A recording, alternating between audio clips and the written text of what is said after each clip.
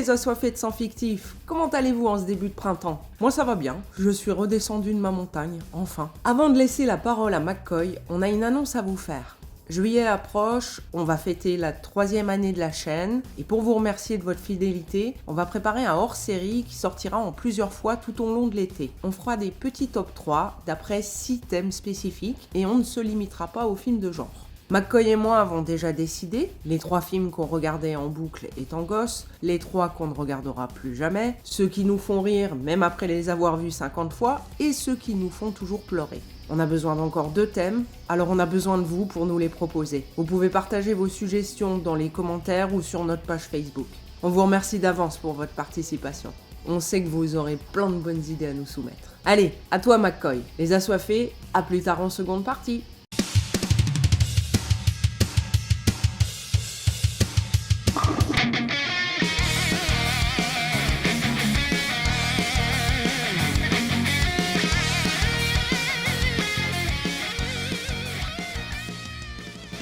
Bonjour et bienvenue dans ce Movie Desk Contest spécial horreur méta. Pas métal. Pas non plus. Mais ta gueule! Non. Méta pour... De métaphysique. Métaphysique réaliste, de type aristotélicienne, et à l'école d'un professeur extraordinaire qui a été mon maître il y a plus de 30 ans, et qui s'appelait le père Marie-Dominique Philippe. Oh, what a day! What a lovely day! Ok, d'où l'expression « aller à confesse ». Alors, c'est quoi un film méta? Je vais essayer de résumer ça sans que ce soit ronflant. En gros, un film méta, c'est un film qui a conscience d'être un film et s'adresse directement au public et à ses connaissances en matière de langage cinématographique. Ça peut être un film comme Deadpool, où le héros s'adresse directement à nous en brisant le 4e mur. C'est une image pour dire que le personnage sort de l'écran.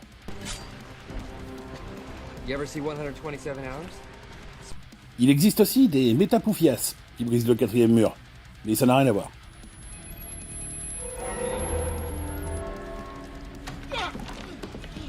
On a des métrages comme Scream, où les personnages savent qu'ils sont dans un film d'horreur et connaissent les règles de survie. There are certain rules that one must abide by in order to successfully survive a horror movie. For instance, number 1, you can never have sex. Ou encore des films qui se moquent ouvertement des clichés du cinéma, comme le génial Last Action Hero.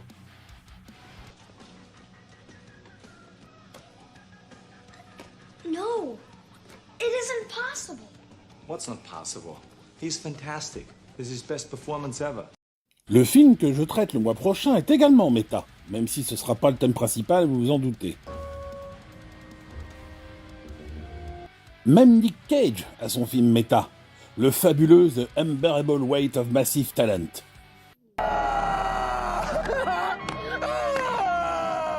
Goodbye, Nicolas Cage. I'll never forget you, man. Il en a même 2, si on compte le film aussi cool qu'étrange, Adaptation, où Nick incarne 2 versions du scénariste Charlie Kaufman, déjà à l'œuvre sur un précédent film méta, à voir absolument dans la peau de John Malkovich. Alors ça, c'est les exemples évidents, mais pour être honnête, certains films répertoriés comme méta me laissent penser que je maîtrise pas le sujet à fond, tant je comprends pas pourquoi ils le sont. Mais heureusement, le film que j'ai choisi ce mois-ci, j'ai pigé. Je vais donc vous causer de The Final Girls, traduit chez nous en français, Scream Girl. Et je vais même pas relever l'absurdité du truc. Le titre The Final Girls est déjà lui-même méta, puisqu'il fait référence à un cliché du cinéma d'horreur, et plus particulièrement les slashers, où 2 fois sur 3, la dernière personne à survivre, et le bad guy, est une femme. Enfin une fille, car en théorie elle est vierge, comme l'a dit Randy. Le pitch. Max est une jeune fille traumatisée par la mort de sa mère lors d'un accident de voiture où elle était présente. Sa maman n'est autre qu'Amanda Cartwright, une scream queen de la bonne époque des slashers des 80s qui peinait à retrouver du boulot, son CV n'étant pas très flatteur pour les costards cravates.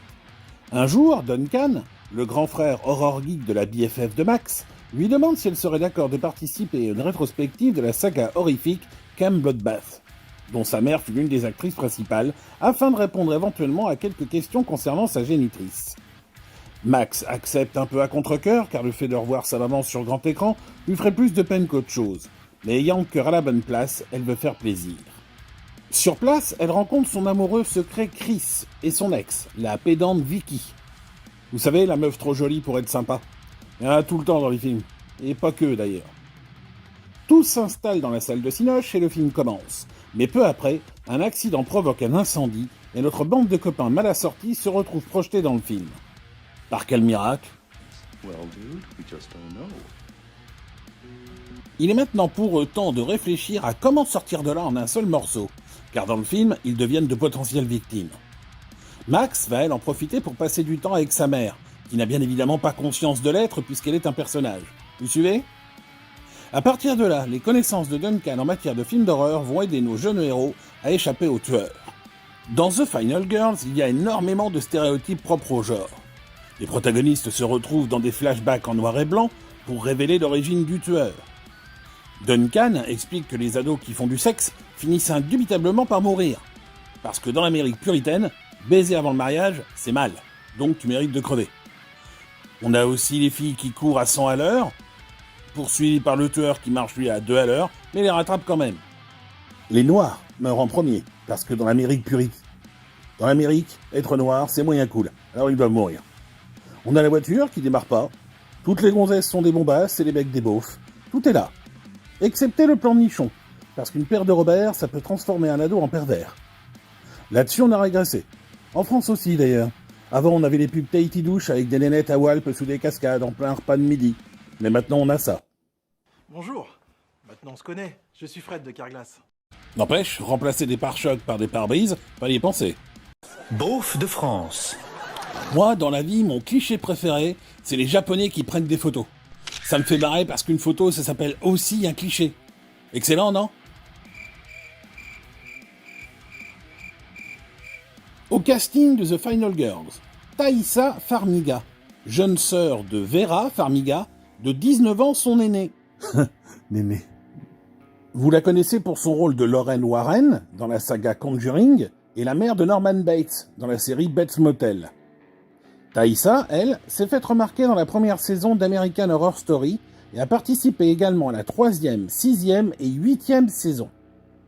Il est à noter qu'il est rigolo de la voir dans La Nonne, spin-off de Conjuring, dans lequel joue sa grande sœur. Un spin-off pour les néophytes, c'est un film qui se déroule dans le même univers qu'un film déjà produit, ou une série. Genre Côte Ouest pour Dallas, ou Private Practice pour Grey's Anatomy. Et je me rends compte que j'ai vraiment des références de mamie. Thaïssa joue dans le très sympathique thriller fantastique Mindscape de Rory Dorado, le Bling Ring de Sofia Coppola, où de jeunes trous du cul obsédés par la célébrité cambriolent des personnalités hollywoodiennes, tirées d'un fait divers réel, ou encore La Mule du grand Clint. Dans le rôle de sa mère dans le film, la sublime Malin Akerman, rendue célèbre pour son rôle du spectre soyeux dans le chef-d'œuvre Watchmen. Ah là, les ralentis de Snyder, on crache pas dessus, hein les gars?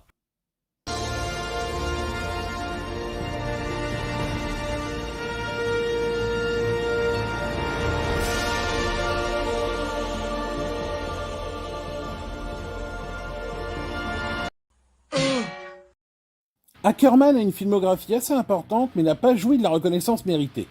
On l'a vu dans des comédies romantiques comme La Proposition, 27 robes, Les femmes de ses rêves, Thérapie de couple, Electralux, 2 ou 3 films d'action, Rampage avec The Rock, où elle joue la méchante, un petit thriller teinté de comédie noire plutôt cool, Cottage Country, qui aurait bien sa place ici d'ailleurs, ou la comédie musicale Rock Forever.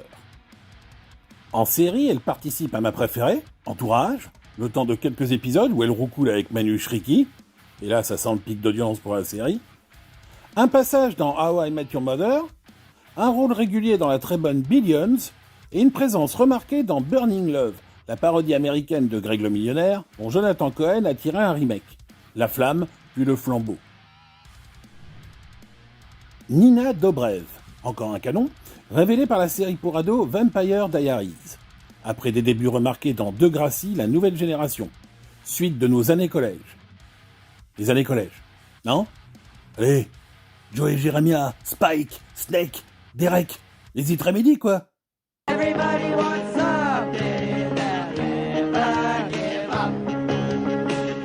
Putain, je me fais vieux. Bon bref, au cinéma, elle apparaît dans le très bon Le Monde de Charlie, avec Tom Savini dans un mini-rôle, et la comédie Cops, Les Forces du Désordre, un film qui en fera marrer certains et pas d'autres. Moi je me trouve dans la première catégorie, parce que c'est bien con. Du côté des garçons, Alexander Ludwig, beau gosse aux yeux flippants, méchant dans Hunger Games, soldat dans Du sang et des larmes, un rôle dans Final Girl, au singulier, et Viking, dans la série Viking, dans le rôle de Björn Notbrock. Thomas Middleditch, je mets pas de photo parce que on voit que lui à l'écran pour l'instant. Habitué au rôle de geek avec son physique qui s'y prête, il a le rôle principal dans la génialissime série Silicon Valley de Mike Judge. Et il est le doppelganger de Jesse Eisenberg dans Retour à Zombieland. Et pour finir, Adam Devine, un acteur un peu tête à claque, mais à la présence sympathique, que certains connaissent bien pour son rôle de leader du groupe a cappella Les Troubadours dans la saga Pitch Perfect. D'ailleurs, c'est vachement bien Pitch Perfect.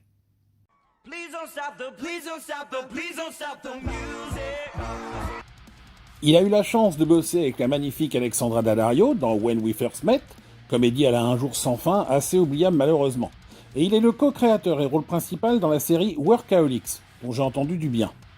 Et 21 épisodes de la super drôle Modern Family. Le réalisateur de Final Girls, Todd Strauss-Schulson, n'a pas fait grand-chose depuis ce film qui date de 2015. Il est le réal du fun A Very Harold & Kumar 3D Christmas en 2011, et la comédie romantique un peu fan Isn't It Romantic en 2019 avec Rebel Wilson pour Netflix. En résumé, Final Girls vaut surtout pour ses stéréotypes très drôles et ses acteurs qui s'amusent comme des petits fous, ainsi que les scènes très touchantes entre Max et sa mère.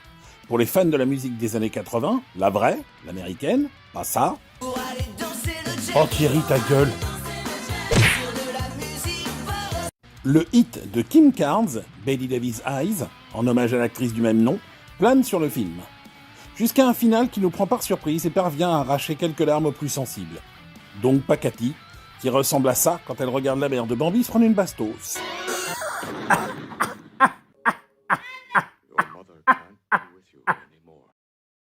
Ça manque un peu de scène qui charcle, et c'est dommage. Et la cible étant les jeunes ados, les producteurs ont dû être un peu frileux, et sont restés très sobres dans les mises à mort et le sexe. C'est décevant pour un film dont les deux sujets principaux sont ces derniers, mais c'est ainsi. Le film calque en grande partie Vendredi 13, en y rajoutant l'humour et le côté méta. Alors si vous connaissez bien cette franchise, vous choperez aisément les références, et pour les jeunes, pas de souci, Duncan, à l'instar de Randy dans Scream, est là pour vous. Et c'est pas interdit de vous replonger dans la saga pour voir ou revoir Jason démonter des têtes. On se revoit en mai avec une émission sponsorisée par Kia Niro. Ciao! J'espère que la chronique de McCoy vous a plu et donné envie d'explorer le méta en profondeur. On a délibérément décidé de vous proposer son choix avant, car, comme vous l'avez entendu, il nous a offert une très bonne définition du méta avec moultes exemples. Je me joins à lui pour vous encourager à mater Final Girls. Il est très fun, c'est clair. Seulement, il m'a laissé le soin de vous parler d'un autre type d'histoire méta que j'apprécie beaucoup. La représentation de l'artiste qui s'investit tant dans son œuvre que le jusqu'au-boutisme le rend fou dangereux. Ses mises en abîme m'interrogent. L'art imite-t-il la vie, ou est-ce le contraire ? Les deux, mon capitaine, j'ai envie de dire. Et certains réalisateurs jouent le jeu au point de réellement brouiller les frontières entre réel et imaginaire.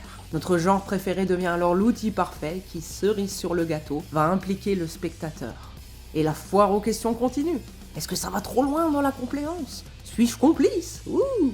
Pour illustrer tout ça, je vous propose de découvrir Making of, un film français de 2012 réalisé par Cédric Dupuis. Si son nom ne vous dit rien, c'est normal. Il n'a pas fait grand-chose, un court-métrage est mentionné sur IMDb, c'est tout. De manière générale, on ne trouve presque rien sur internet à propos de Making of. C'est dommage.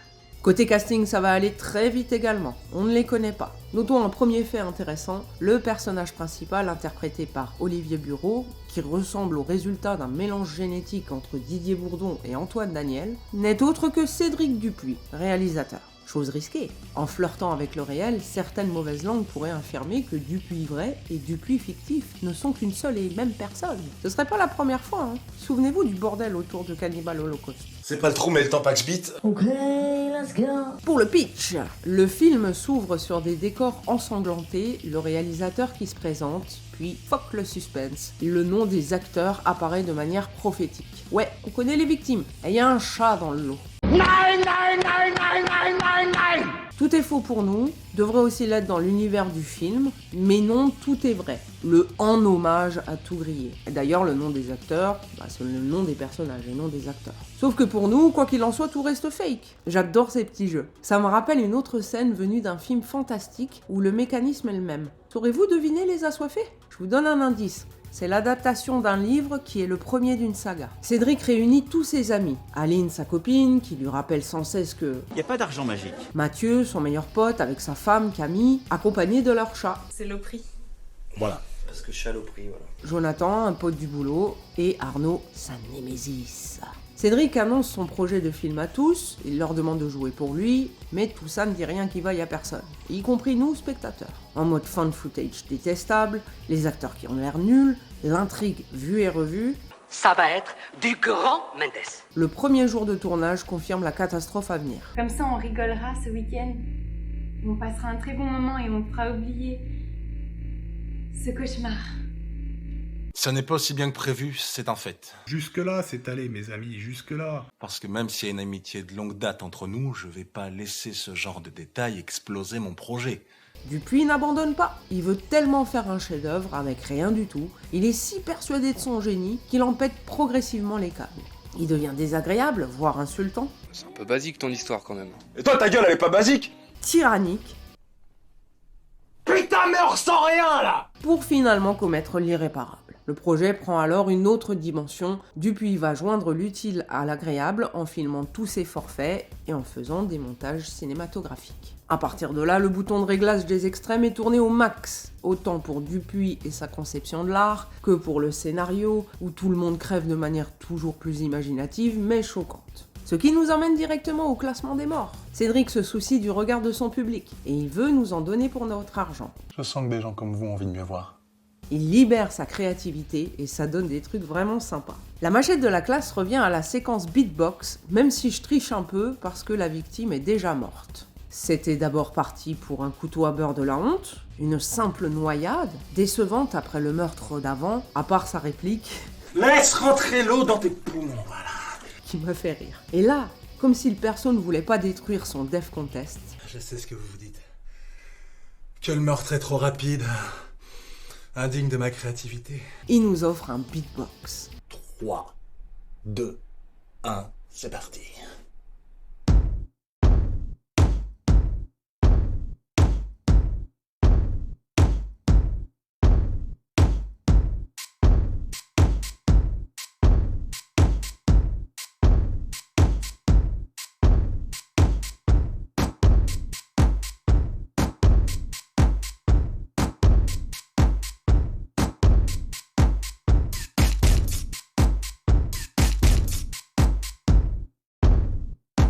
Excellent. Le katana de l'espoir est décerné au premier meurtre, celui de sa copine Aline, celui qui annonce la qualité garantie 0 CGI. Il lui pète le poignet, lui refait le portrait au marteau, et pour finir, acte de nécrophilie qui deviendra, je cite, un fil conducteur. Ce sera surtout le running gag du film. À force, j'ai les couilles comme 2 raisins secs. Enfin, le couteau à beurre de la honte, mais c'est juste à cause du choix de la victime, c'est... le quart d'heure animal. En fait, le soi-disant fil conducteur devient un jeu. On se demande souvent comment ce sera possible que Dupuis le respecte vu l'état du victime. Alors j'étais devant ma télé, fil conducteur ou pas fil conducteur? Cap ou pas cap? Mais voilà, mais c'était sûr en fait! C'était sûr! Je ne peux que rire. Vous l'avez compris, Making of est une comédie bien noire, sale et méchante. Seulement, il est plus intelligent qu'il n'y paraît, il vous fera réfléchir. C'est un des côtés méta du film. Dupuis ne cesse de parler d'art et de création. Parfois, il semble ne pas y connaître grand-chose, il dit un peu nimp, mais souvent, il y a des messages qui méritent notre attention. Par exemple, la scène où il parle des différentes méthodes pour optimiser le temps et travailler plus, toute la violence qu'il nous montre, ça signifie qu'une chose, tu veux réussir, travaille. Ou quand il affirme qu'aujourd'hui on ne devient plus célèbre par talent mais par popularité. Qui dira le contraire? Surtout maintenant avec TikTok et compagnie. C'est triste. Et il y a d'autres propos sur lesquels il est vraiment intéressant de réfléchir. Le tout avec du fun et du gore. Que demande le peuple? Vous voulez plus de méta? Alors dans le même genre, je vous conseille C'est arrivé près de chez vous. Film belge de Rémi de Bellevaux. C'est pour moi la base de ce type de méta. Là, le réalisateur, qui joue son propre rôle, choisit le camp du tueur pour finir son film. Quoi qu'il en coûte. L'humour y est encore plus noir que dans Making of. C'est à regarder au 25 millième degré. Sinon, à l'autre bout du monde, le japonais Sonotion s'est inspiré d'un fait divers sordide et certainement quelques visionnages de C'est arrivé pour nous offrir son vénéneux et plutôt fun Forest of Love, le film, puis la série qui n'est que le film en plus long. D'ailleurs, je voulais d'abord vous parler de Forest avant de tomber tout à fait par hasard sur Making of. Mon cœur a balancé, puis penché pour la préférence nationale. Vous n'êtes pas raciste? Quelle idée. Moi non plus, que l'horreur. De ce que j'ai vu de la filmo-de-sion, la plupart du temps c'est méta, à l'instar de Quentin Dupieux, où les films se parlent à eux-mêmes, d'eux-mêmes, sans oublier de faire participer le public. Enfin, côté littérature, je crois vous avoir déjà mentionné l'immense Ryonosuke Akutagawa dans un numéro précédent. Et il a écrit l'excellente nouvelle Figure infernale, où il est question d'un peintre ultra perfectionniste qui veut représenter le réel, au point qu'il n'hésite ni devant les tortures, ni les souffrances, même quand ça touche un être très proche de lui. Terrible. Et voilà, c'est tout pour ce mois-ci. On vous dit merci et on vous demande de ne pas oublier de liker, commenter, partager et vous abonner. Et on se retrouve dans un mois pour un melting pot infernal.